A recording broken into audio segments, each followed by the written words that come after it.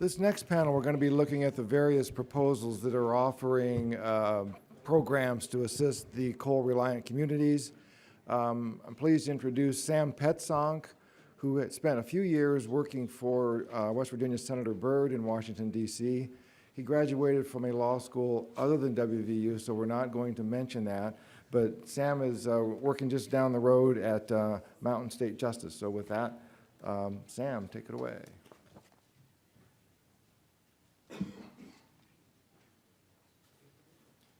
Thank you very much, Professor Van Nostrand. And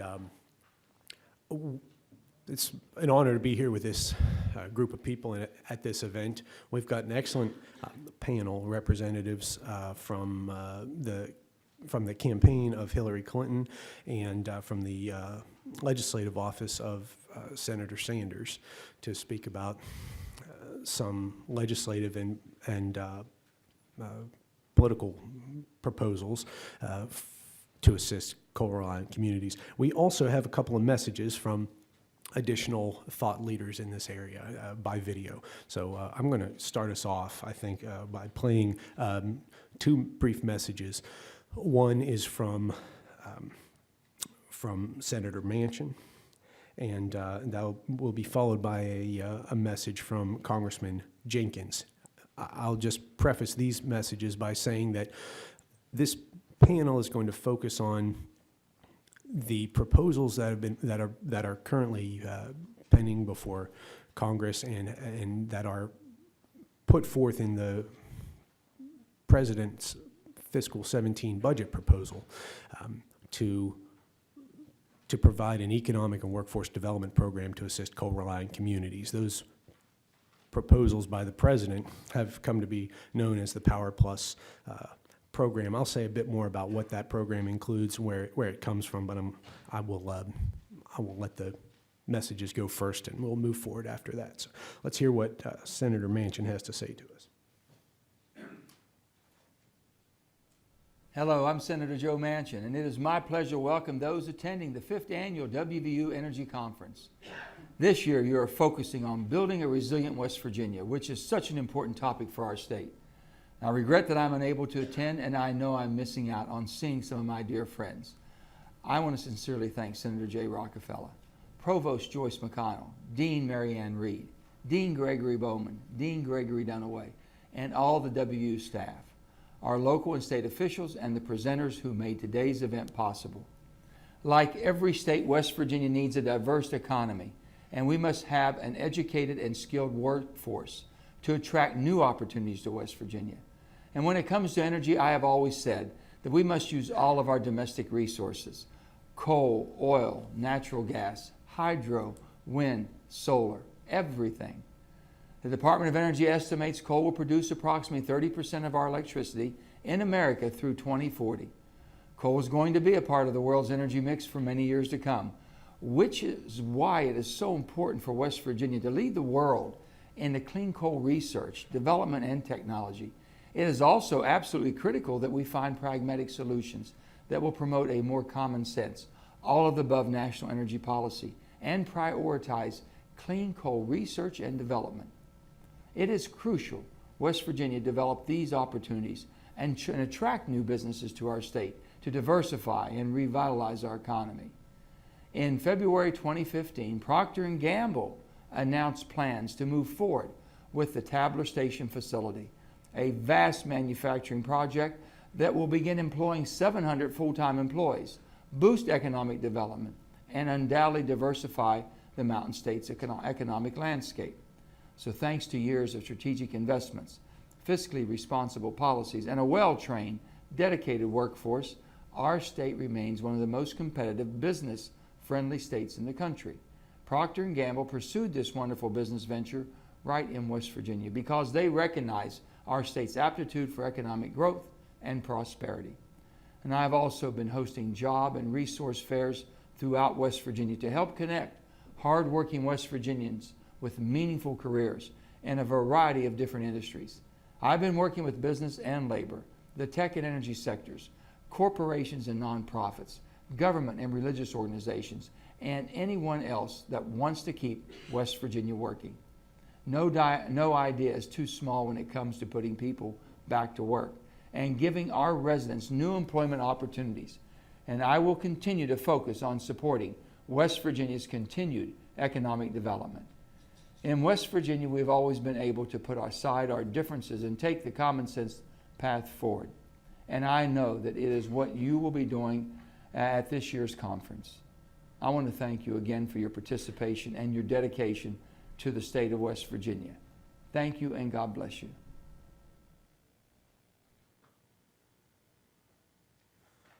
Okay, and I would just preface Congressman Jenkins' proposal by saying that he'll make reference to legislation that he is advocating in the House right now. It's a part of a broader, it mirrors proposals that are part of a broader suite of programs that are known as the Power Plus Plan, and he's going to make some specific representations about a component of the legislative program that we'll be going into in greater depth here, that called the Power Plus Plan. Hello, I'm Congressman Evan Jenkins, representing the 3rd Congressional District of the Great Mountain State. Coal communities in southern West Virginia are struggling to cope with significant job losses and reductions in their coal severance taxes. The downturn in the coal market has left thousands unemployed, looking for new opportunities. Our hard-working coal miners and their families have relied on a steady coal paycheck, a good job with benefits they could count on, but no more. They are also finding few, if any, other employment options near their homes. While I know our communities has what it takes to retool and get their residents back to work, the mountainous terrain and proximity to abandoned mines pose real challenges to their economic development goals. I've been working hard in Congress to address this issue.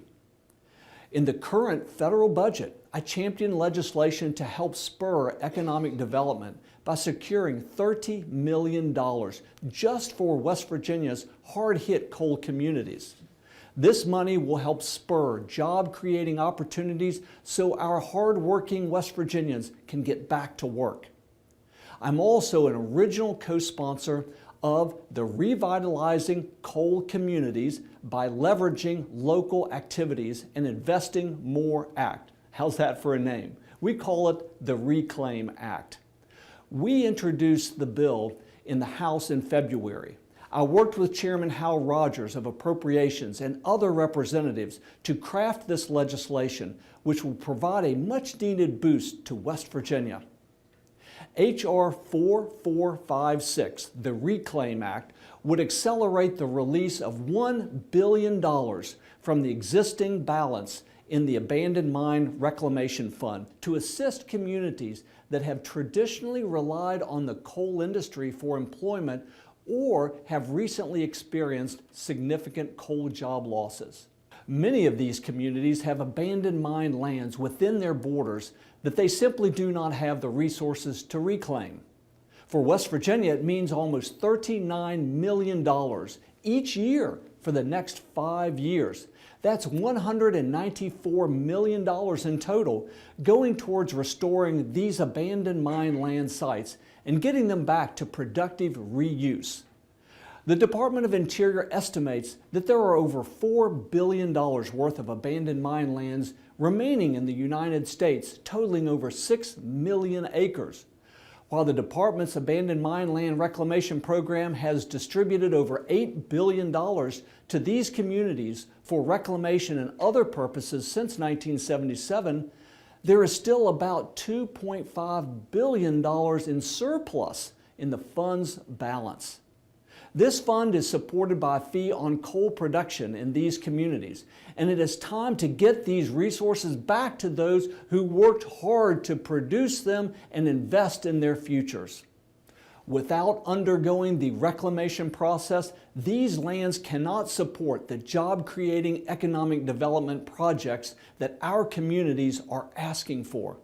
This legislation would allow us to facilitate economic development on abandoned mine lands in communities where it is needed most. The bill was referred to the House Natural Resources Committee, where it must be considered before it advances to the House floor. We are in the process of enlisting co-sponsors, and I'm proud to say we've signed on members of Congress from Kentucky, Pennsylvania, Virginia, Oklahoma, Illinois, and Tennessee. We're going to continue pushing for this bill, and I would welcome your help and support because it is important that we get West Virginia moving again. I hope you all have a great conference, and thank you, Senator Rockefeller, for your leadership and dedicated service to the people of West Virginia. Thank you again for this opportunity. Let's get to work.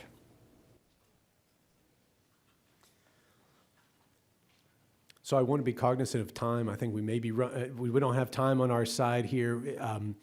I believe in a couple of minutes I can overview what the administration is putting forward in the Power Plus plan, and I hope to move into our panel. I'd like to invite our panelists to come up, if you would like to at this point.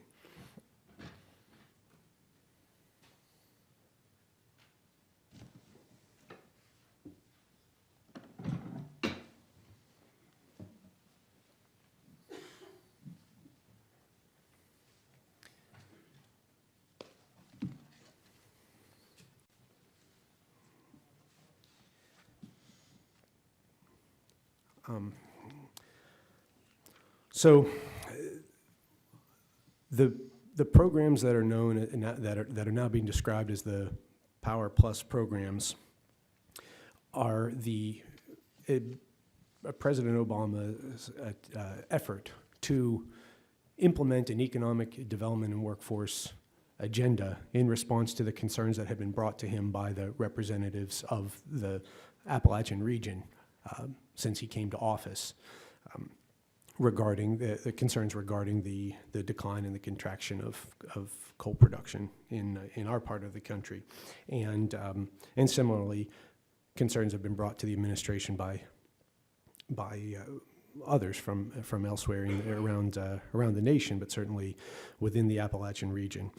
I'd like to say just a thumbnail on the history and the context of how that program came into existence, how the Power Plus program took form over the past couple of terms of the president's tenure, and I'll overview the contents of the plan, and I'll say a word or two about how you can learn more and how you have opportunities to engage in the implementation and the further development of the economic diversification program that we're talking about in the name of Power Plus. I gather from this morning's presentations there's been some discussion so far about the structural decline of Central Appalachian coal. This is something that the administration was aware of when they took office in 2009, and it was something that certainly the representatives of the people of West Virginia and Washington, D.C. were acutely aware of over the past 5-10 years. The U.S. Geological Survey, the Bureau of Mines, and other agencies having reported on the anticipated contraction in the depletion of the reserve base in Central Appalachia and the associated impacts on coal production throughout the region. So as President Obama came to office, he was immediately confronted by those challenges. Starting in the first fiscal year for which he had some responsibility, Senator Byrd and other representatives from the state of West Virginia, through the appropriations process, gave direction, legislative direction to the administration to begin a concerted interagency planning process about managing for this anticipated depletion of Central Appalachian coal. And the Appalachian Regional Commission at that time began a series of listening sessions, planning, outreach, and coordination efforts, which many people in this room might have been aware of, engaged in, starting in 2008 to really 2009, and proceeding over the successive years. The breadth of the transition and the structural challenge that was confronting the coal industry, especially in the Appalachian region, was understood to be substantial back at that time. And so the Appalachian Regional Commission took a great deal of effort over a number of years to gather insight and to develop perspective on how to build in structural transition for energy-reliant workers and communities as a part of the planning process that the ARC takes ownership of. When the administration first launched what they called the Power Initiative, it was in 2009, almost at the very beginning of their tenure in the White House. And at that time, the primary focus of what was then known as Power was on workers and worker health and safety. And many folks may be aware, although it probably hasn't been the subject of so much discussion so far today, the first term of this administration was really acutely focused on reducing injuries, fatalities, black lung disease, and other indicia of pressure, production pressure and so forth on the workforce in Central Appalachia and the coal industry generally. And when I would say that over time, as the ARC collected a substantial amount of feedback, and as other agencies, the USDA through the Rural Development Office and other federal agencies also became incorporated into this power planning process. The scope of the process grew, and the administration recognized that a greater level of funding would be necessary, and a more coordinated interagency effort would be necessary in order to operationalize a structural change, an economic restructuring of the scope that we were confronting in the coal industry. So the administration over the past couple of years has developed what they now refer to as the Power Plus Plan, that expands these investments outside of the Department of Labor, outside of traditional workforce training and job training, which is the sort of the typical federal support for economically challenged industries. DOL provides dislocated worker assistance, rapid response functionalities, which are offered through the state workforce office. That's sort of the small-scale, non-structural intervention that the DOL is accustomed to providing. But the Power Plus Plan, which was put forth publicly on a nationwide basis for the first time last year, goes far beyond that traditional workforce training and restructuring. The four major components of the Power Plus plan that the president first formally put forward in his fiscal 16 budget proposal. The four major parts of that plan are, first and foremost, economic restructuring assistance, and which is the workforce development and economic development programs, principally located in the ARC, the Economic Development Administration, the Office of Surface Mining Reclamation and Enforcement, the USDA Rural Development Office, and to some degree, the Department of Labor and several other agencies have supportive roles, the Small Business Administration, the Department of Energy, and so on. So there's a package of programs which are the economic and workforce restructuring programs. That's the first plank of the Power Plus proposal that the president has been advocating.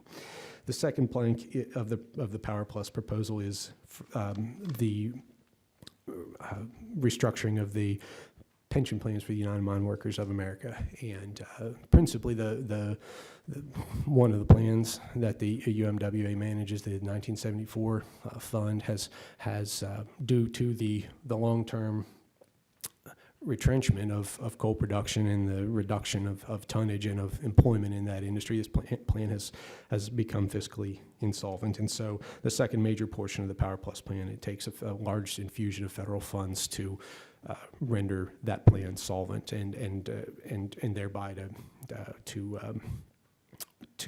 make solvent all the UMWA's major retirement plans and pension plans.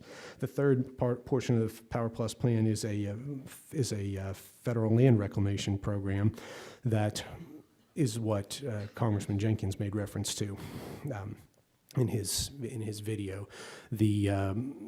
The president has proposed using a certain portion of the unallocated funds within the federal abandoned mine lands trust to focus on a economic revitalization initiative, especially in areas where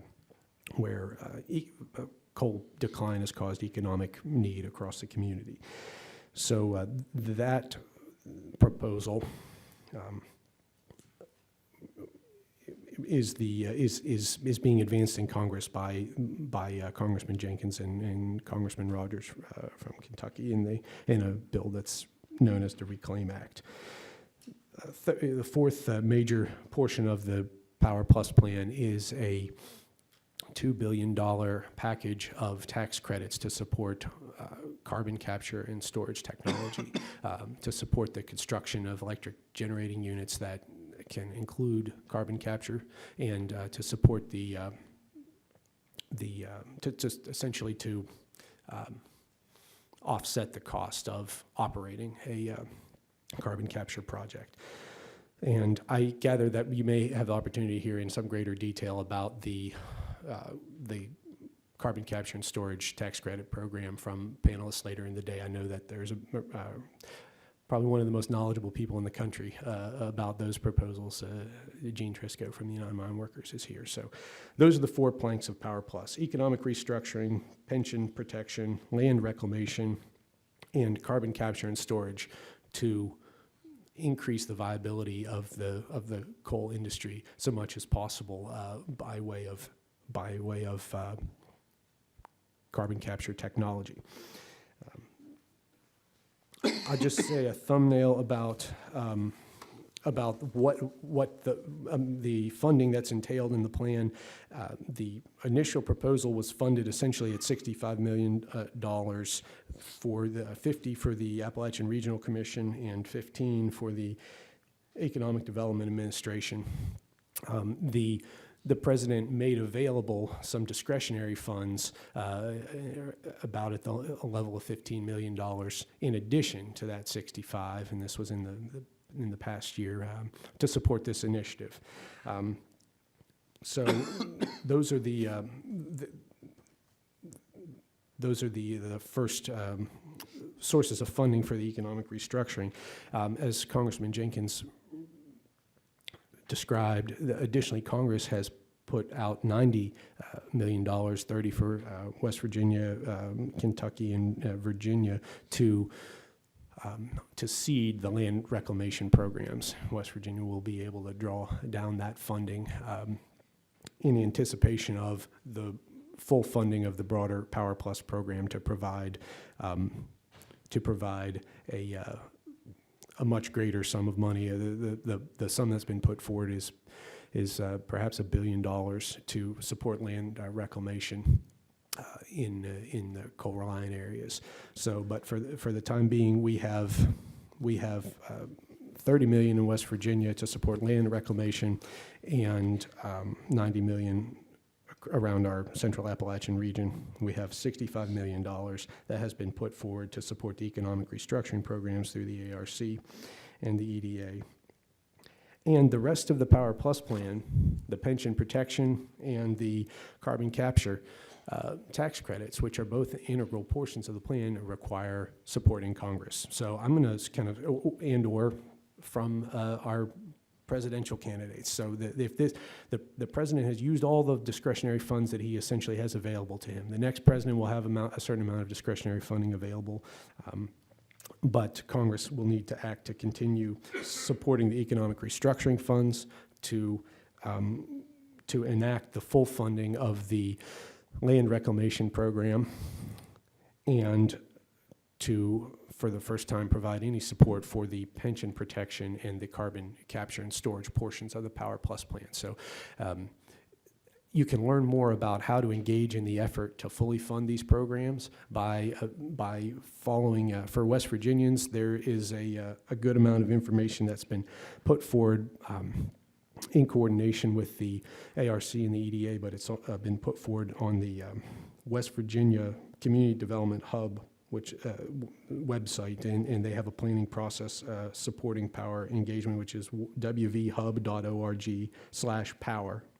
And similarly, there's an attempt to organize public engagement in power in Kentucky that is available and accessible on the internet at powerplusplan, spelled all out, .org.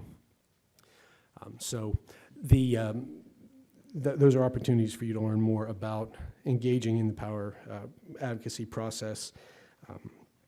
And I think I've spoken for my amount of time here. Let me turn things over to, I guess, why don't I begin on the right here with Trevor Houser. Trevor is representative of the Hillary for America campaign. Has, if you'd like to come up. You, and has a background in energy policy, having worked at the Peterson Institute for Economics, and as I understand it, being a native of Wyoming. Is that correct? So, with a first-person perspective on coalfield economics, I'd like to invite you to describe Secretary Clinton's proposals for coal-reliant communities. Although I'm not sure whether it's a bigger liability coming into West Virginia working for a Democrat or coming from Wyoming. I think that's probably a toss-up. But great, it's a real honor and a pleasure to be here today, and commend WVO on putting together this session. And the conversation this morning was absolutely fantastic. I learned a lot. So thanks, Rocky, for the introduction. And Senator Rockefeller's comments during lunch were inspiring as always. So just a little bit of context on myself. I worked for the Secretary at the State Department and then agreed to support her campaign in developing energy, environment, climate policy proposals in my spare time. Now, I've come to learn that spare time is actually a euphemism in presidential campaigns for what the rest of us refer to as sleep. And I am at the end of a fairly long week, and my voice is about to give out, so I'm going to do the best that I can to make it through this. Early on in the process, in fact, before she even announced her campaign, it was made pretty clear to me, both by herself and by her husband directly, that this was an issue that was going to be very important to her and a top priority issue throughout the campaign. We heard a lot of the stats this morning of what's happened in coal communities across the country over the past few years, but I think it's important that everybody, not just in West Virginia, but across the country, understand that, and so there's a couple that I want to re-up here. So, from 1985 to 2005, national coal employment declined from 180,000 to 80,000, right? Due primarily to mechanized low-sulfur surface coal mining in my home state of Wyoming. And obviously the brunt of that impact was felt here in Appalachia. So this is a process that's been going on for quite a while, but really has picked up steam over the past decade and the past 5 years in particular. So since 2005, U.S. coal consumption has declined by 32%. This time not due to low-sulfur PRB coal, but to renewables and low-cost natural gas and weak load growth. And as we heard this morning, there's coal communities, particularly in Appalachia, are getting hit by a double whammy of weak foreign demand for met coal. So Chinese coal consumption has declined for the past 2 years, year on year, and met coal has been hit among hardest. And while it's the actual tons that West Virginia or Alabama or Mississippi exports to China directly might be relatively small, it's a global met coal market, and so the price of met coal has dropped from $200 a ton to $60 a ton over the past few years. The combined effect of that, decline in U.S. consumption of thermal coal and a decline in the Asian coal market, means that our 4 largest coal companies in the U.S., which in 2011 traded at about $34 billion, have a market cap now of under $150 million. 2 of them, Arch and Alpha, filed for Chapter 11 bankruptcy. Peabody's not in the greatest of shape either, and they've joined a dozen other smaller companies that have filed for bankruptcy protection over the past few years. Those trends, as folks in this room know, but I don't think are well appreciated other places, don't just affect the miners and their families that are losing their jobs. They affect the more than 100,000 retired miners and dependents that depend on the health of those companies for their benefits, and the communities in which those folks live and that receive tax funding from coal excise taxes we heard this morning. Over the past 3-4 years alone, we've lost 30,000 coal mining jobs in this country since 2011. We're down from 90,000 to 56,000 was the March estimate. So the pace of decline, we heard that this morning, over the past few years has been particularly dramatic. And it's also not just restrained to coal mining. It's, while that's the focus primarily here in West Virginia and of this conference, it's also communities that have coal power plants that have been retired. It's rail shipment, barge shipment. It's kind of all parts of the coal economy. So, with all that, Secretary Clinton made it clear in the beginning of her campaign to staff that she wanted this to be a top priority. And one of my first jobs on the campaign last summer was to spend a couple of weeks traveling through Central Appalachia, meeting with folks and trying to learn what would work and what doesn't work. Her view is that we have an obligation as a country to honor our commitment to the men and women who've kept our lights on and factories running for more than a century, often putting their own health and lives at risk in the process. That's a shared commitment that we have as a country, and that we need to invest in an economic future for coal communities, not at a charity or as a handout, but because this region was the backbone of the American economy for the 20th century. And as we heard this morning, it's pretty rich in a lot of different assets beyond coal, and she firmly believes that Appalachia can be the engine of the 21st century economy as well. So I had the pleasure of traveling through Kentucky and West Virginia, meeting many folks who were in this room. Brandon took me to, some of his staff took me to some of coal field developments projects in Mingo County, and toured the Williamson Health Center, in addition to a bunch of meetings that we took in Kentucky. And that optimism and hope and innovation that we heard this morning, I think is incredibly powerful and moving, and the kind of resilience and perseverance that's happening, particularly in West Virginia's southern coal fields right now, is impressive. And it's why Secretary Clinton, since the beginning of her campaign, has called out coal companies for trying to use bankruptcy courts to shirk their responsibilities to retired miners and their families. So that started with Patriot and Peabody in October of last year, Alpha in November of last year, Walter Energy in December of last year. And thanks to public pressure and the hard work of the United Mine Workers, those companies have partly reversed course. And there are 15,000 retired miners and dependents today that have health care benefits that wouldn't have them otherwise. That's only a partial victory, and unless there's a federal backstop put in place at the end of this year, the health and retirement security of more than 100,000 miners and dependents is at risk. That's why she supports Senator Manchin's Miner Protection Act and hopes that we see that passed this year. If for some reason it's not passed this year, that will be a top priority for her in her next administration, if she's so lucky to win the presidency. The MPA is one element of a $30 billion plan for revitalizing communities, coal communities, that she released last year. And so I just want to provide a brief overview of some of the elements of that, and then be mindful of time so that Caryn has time to present, and then we have some time for questions. So the first kind of plank of that, it's a 3-plank plan, and I've got some copies of it out on the table. The first plank is honoring the commitments that we've already made, and so that includes passage of the Miner Protection Act, but it also means fixing the Black Lungs Benefit Program, and a new secure coal communities schools program. As we heard about this earlier today, a lot of the ripple effects of a decline in coal production are felt in the tax base in coal communities, and just scrolling through the news yesterday on my way in, I saw notices of 60 layoffs in Boone, I think 27 layoffs in McDowell. I counted at least 6 counties that had layoff notices just in the past few months of teachers in those districts. That's something I'm familiar with from growing up. My particular part of Wyoming isn't coal producing, but 95% of all school revenue in the state of Wyoming comes from fossil fuel production. And when there's a decline in price or a decline in coal production, teachers get cut across the state. And so the Secure Coal Communities Schools program would offset declines in school funding due to a drop in coal production tax revenue, whether it's in Central Appalachia, the Powder River Basin, or the Illinois Basin.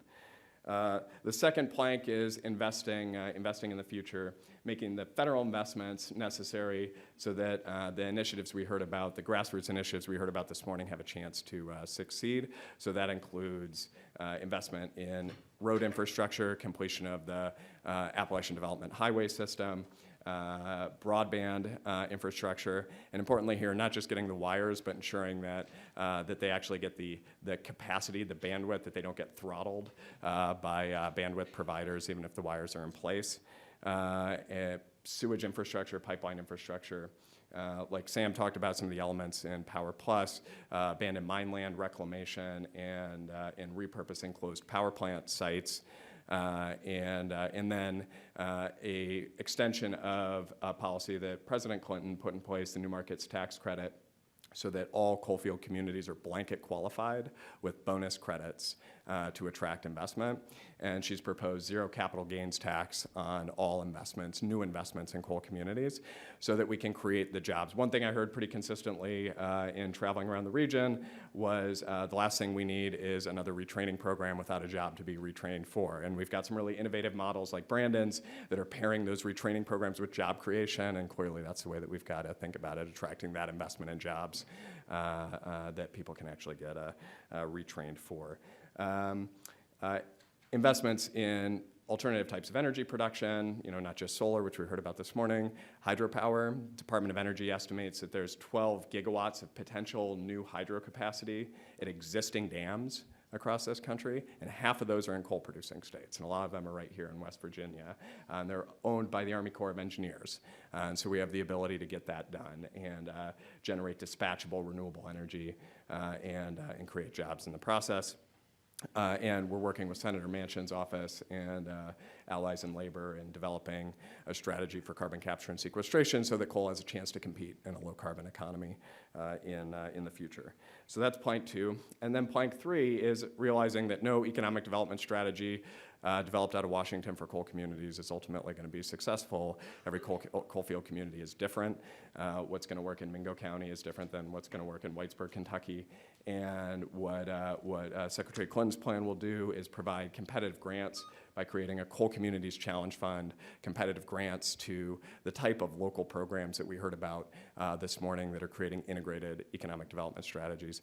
And the other thing that I'd say, and I think this is important, is there are actually a lot of existing resources, whether through USDA or SBA or ECA, that are available and underutilized because they are complex and overly prescriptive and they're hard for people to access. I mean, if you're like a town of 500 people in southern West Virginia trying to navigate that application process, it's a bridge too far. And so in addition to the new competitive grants that her plan includes, it's streamlining those existing programs so that communities can access the resources that are already there. So that's the plan. I'm happy to chat about any of it in more depth.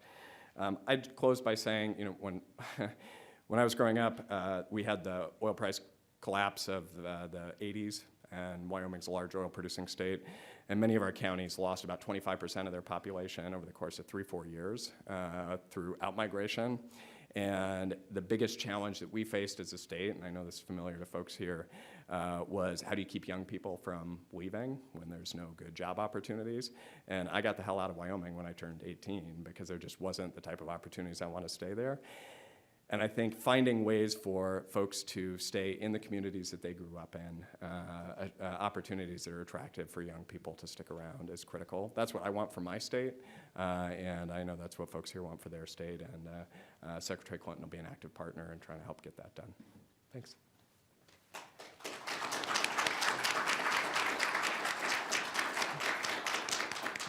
Thank you, Trevor. And then just briefly, Caryn Compton is an attorney. She'll probably like to lay claim to West Virginia for herself, but I'll tell you she is a native West Virginian and has spent a good number of years in Washington, D.C. Working for the West Virginia delegation, in part for worked for Senator Byrd, and has had a decorated career prior to that and subsequent on the Hill. So I will, without further ado, will invite Caryn to come up and present on behalf of Senator Sanders.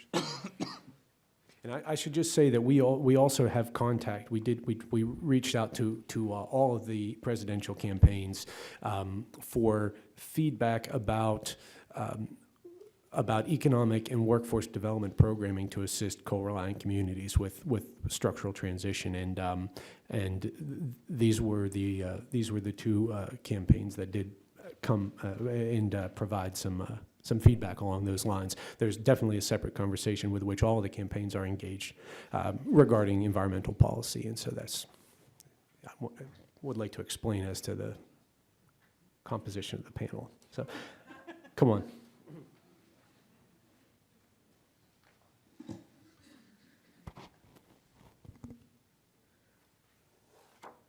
Hi, everyone. As Sam noted, I grew up here in West Virginia. I grew up in Polka and am, in fact, a polka dot. For those of you, the uninitiative, that was my high school mascot. I think that growing up in Polka and in West Virginia has given me a fundamental understanding for the challenges that coal-reliant communities face in the current trends in the energy sector. While the mines in Putnam County were long since closed before I was born, I grew up in the shadow of the John Amos Power Plant, a critical source of employment in the area. I have friends and family who work in the energy industry, either in mining or working at the Ashland Oil Refinery. While most Americans do not necessarily appreciate the source of where their energy comes from and the tens of thousands of workers who are responsible for making sure the lights stay on each and every day, I only had to gaze up into the sky to see the embodiment of the industry that has fueled our state and our country for decades. I mentioned my personal story only to convey how many people like me and Trevor and Sam work in public policy or on the Hill and are driven by their experiences and the understanding the need to implement policies to protect workers and shape our economy so that we bolster and grow our middle class. It was this desire that drove me to go to law school, to work for Senator Byrd, and now to work for Senator Sanders. Senator Sanders has spent his life fighting for the protections of workers and to stem the tide of rising inequality. And thankfully, as a member of his Senate staff, I've been able to work on some of the issues affecting my home state. In 2013, as chair of the Subcommittee on Primary Health and Aging, Senator Sanders held a congressional hearing entitled "Dying Young: Why Your Social and Economic Status May Be a Death Sentence in America." In addition to receiving testimony from physicians and research experts on health, economic, and educational factors that contribute to disparities in life expectancy, Senator Sanders invited Sabrina Schrader, a 30-year-old social worker born and raised in McDowell County, to participate in the hearing and share her personal story. The hearing exposed the drastic disparities in life expectancy caused by poverty. At a county level, Fairfax County, Virginia, which sits just outside of Washington, D.C., has the highest average life expectancy in the nation, with an average of 82 years. Just 350 miles away in McDowell County, the life expectancy for men is just 64 years, an 18-year difference. In addition, Senator Sanders' staff traveled through Virginia and West Virginia to detail the effects of Medicaid expansion under the Affordable Care Act, and how residents in towns like Bluefield have vastly different degrees of access to health care depending on which side of the border they reside. But we are here today to discuss how best to support coal-reliant communities, the communities that have supported us and American innovation. Senator Sanders has introduced several critical pieces of legislation to create a clean energy workforce of 10 million good-paying jobs and provide vital resiliency investments in the communities that have contributed so much to building and fueling our economies. These policies would spur growth in the communities despite the changes in the energy sector by creating millions of union family wage jobs. Senator Sanders' Clean Energy Worker Just Transition Act provides the most comprehensive benefits package to coal workers ever included in a worker benefits protection proposal. Miners who lose their job or become underemployed would be eligible for up to 3 years of unemployment insurance, health care, and pension protections. Workers may choose instead to receive job training, health care, and living expenses for up to 4 years if they would like to be trained to work in one of the millions of clean energy or infrastructure jobs that would be created under these policies.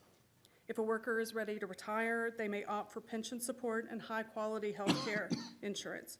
Additionally, employers receive tax credits to incentivize hiring transitioning employees. The bill not only creates new jobs for workers who have lost work, it ensures that those new jobs are good jobs, meaning that they pay a family-sustaining wage.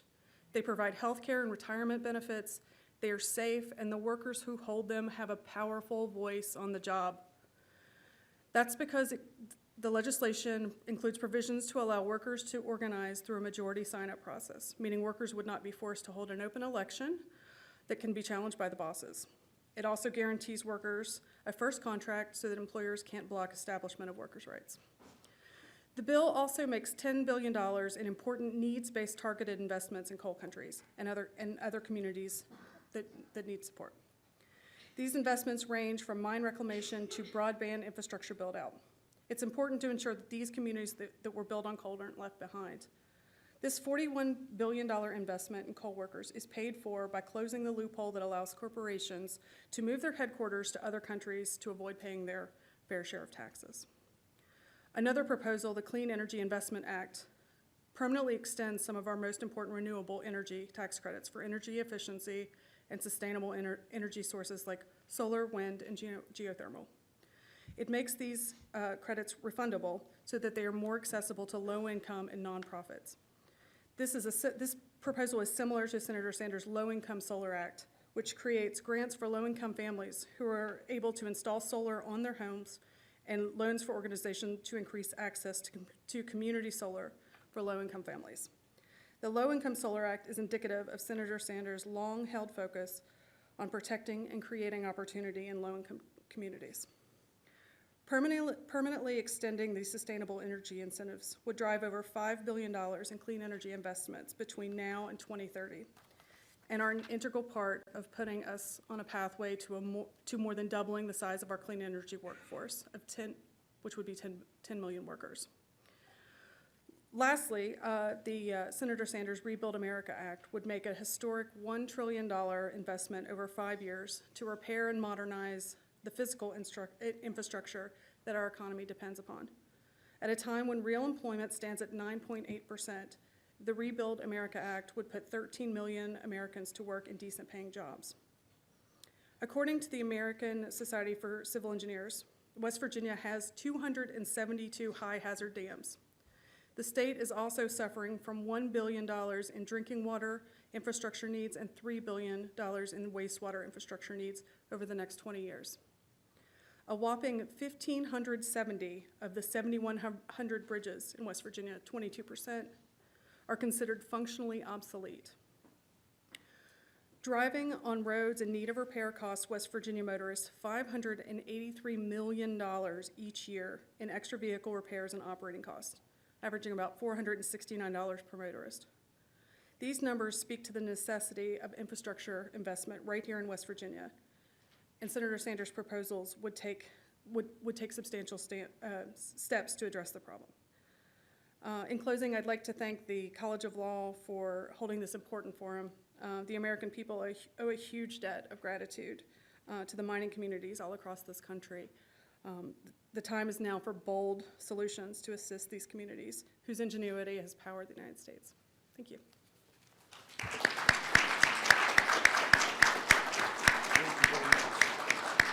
So that was Caryn Compton, the legislative director for Senator Sanders, and Trevor Houser with the Hillary for America campaign.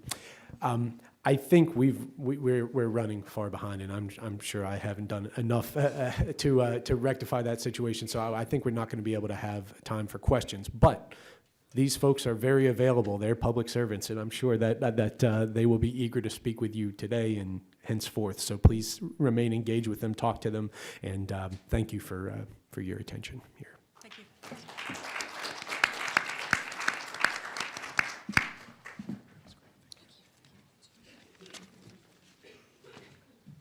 Next, I want to bring Adele Morris back up for a panel that's going to look at what are the elements of a successful program to address these needs. We'll also be bringing Jeff Whitehead back up to this panel. So with that,